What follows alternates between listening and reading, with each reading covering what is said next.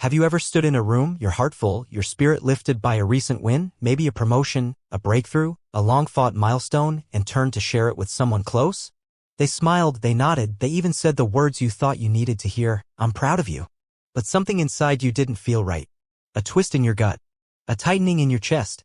A whisper from within that quietly said, "They don't mean it." You couldn't explain it. There was no fight, no betrayal, no harsh words exchanged. Just a subtle distortion in the energy. A silence too loud. A smile too strained. Applause that echoed with hollowness. It's in those micro-moments, those pauses before the cheer, the forced enthusiasm, the eyes that shift slightly away, that we sense something deeper than words. Something ancient. Something real. Carl Jung would call this the shadow, the dark, unspoken side of the human psyche. It doesn't always show up with hostility or obvious malice. Sometimes it wears a mask. A mask of politeness, compliments, fake support, and performative love. Behind it, however, simmers a quiet storm of envy, bitterness, insecurity, and competition. And if we're not paying attention, if we ignore the signals that our intuition desperately tries to show us, we pay the price, emotionally, mentally, and eventually even physically. Because when hate wears the mask of love, it doesn't stab you in the back, it hugs you as it slowly drains you. This essay is not about paranoia or cynicism. It's about awareness. It's about reclaiming the power of emotional discernment in a world that often rewards surface-level charm over authentic presence. Let's explore the hidden signs that someone close to you may harbor secret resentment, not dislike, but deep-rooted hatred dressed in civility. And by the end, you'll not only learn to see through the mask, but you'll understand why protecting your energy isn't selfish, it's survival. You're so sensitive. Relax. I was just joking. How many times have you heard that? It sounds playful, harmless, even affectionate until you realize that these jokes always seem to cut too deep. They're not just about your messy hair or quirky habits. They're about your weight, your past, your deepest insecurities. The ones you thought you had buried. And somehow, these jokes always seem to hit exactly where it hurts most. What you're experiencing is not comedy. It's contempt cloaked in laughter. People who cannot confront their inner shadows often turn their unresolved frustration outward. They use sarcasm as a tool, not to bond, but to belittle. Not to joke, but to jab.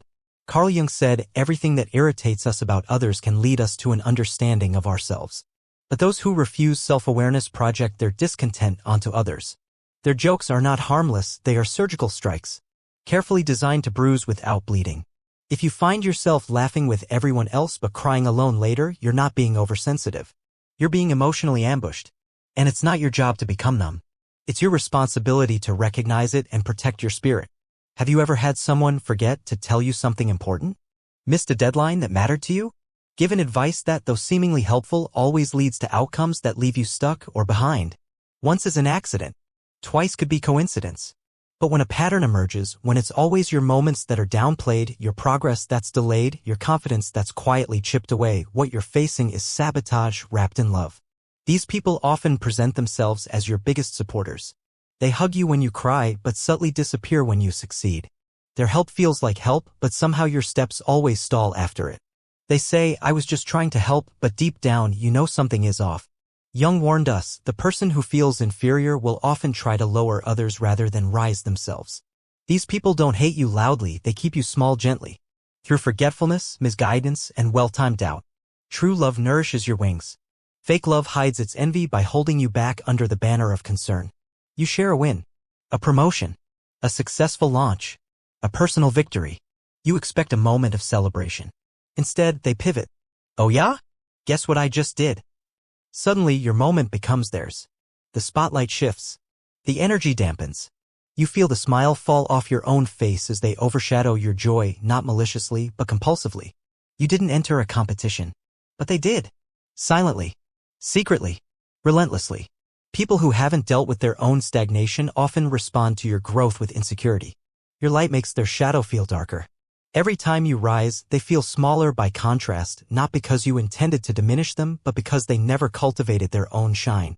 If every victory you share becomes a trigger for comparison or one-upmanship, you're not in a friendship. You're in a rivalry masked as rapport. And it's draining. Not because of the words exchanged, but because of the weight of unspoken competition.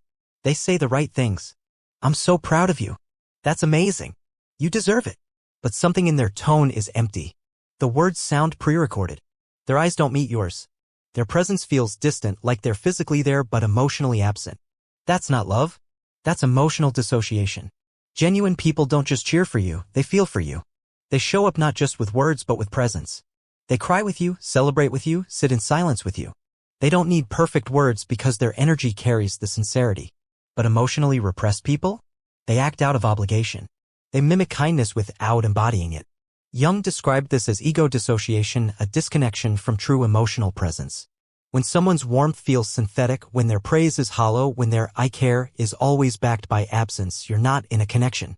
You're in a performance. And your soul knows the difference. I'm just worried about you. This is for your own good. I don't want you to get hurt.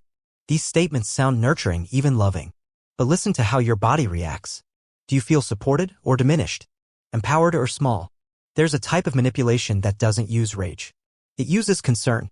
It sounds like wisdom but feels like a leash. You share a dream, they call it unrealistic. You make a choice, they question your judgment. You speak your truth, they suggest you're being emotional. And slowly, you stop trusting yourself. You defer to their advice. You begin to ask for permission to be you. Why? Because people who cannot control their own chaos seek to control others. Jung saw this clearly. The disorder within becomes the need to dominate without. And they'll call it care. But it's not. True care strengthens your intuition. Fake care makes you doubt your every move. You walk into a room. The air changes. Smiles fade. Eyes avoid. And yet no one says anything. Something has been said about you. Twisted. Shared. Whispered behind closed doors. When people don't have the courage to confront you, they tarnish you behind your back. They don't attack your behavior, they assassinate your character. It's not always loud, but it's strategic. And it leaves invisible bruises. Why? Because your presence reminds them of their absence. Your confidence disturbs their chaos. And rather than rise, they gossip. But gossip says more about them than it ever could about you. As Jung put it, the brighter your light, the darker your shadow becomes in the eyes of others. Let them whisper. You keep walking.